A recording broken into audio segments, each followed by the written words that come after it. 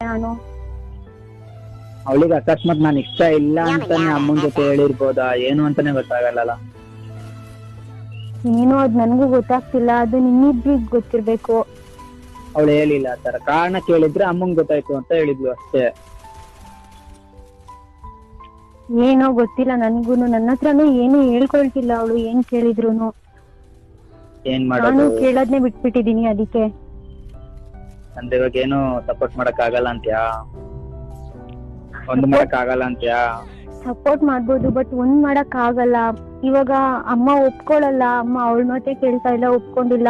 ಅವಳು ಕೂಡ ಇವಾಗ ಅಮ್ಮಂಗೆ ಕಾಂಪ್ರಮೈಸ್ ಆಗಿ ಅವಳು ಅಮ್ಮನ ಕಡೆನೆ ಇದ್ದಾಳೆ. ಇವಾಗ ನಾನು ಏನ್ ಮಾಡ್ಲಿ? ಓಕೆ ಸರಿ ಬಿಡು, ಬಾಯ್. ಸರಿ, ಬೇಜಾರಾಗ್ಬೇಡ, ನನ್ನಿಂದ ಏನು ಹೆಲ್ಪ್ ಮಾಡಕ್ ಆಗಲ್ಲ.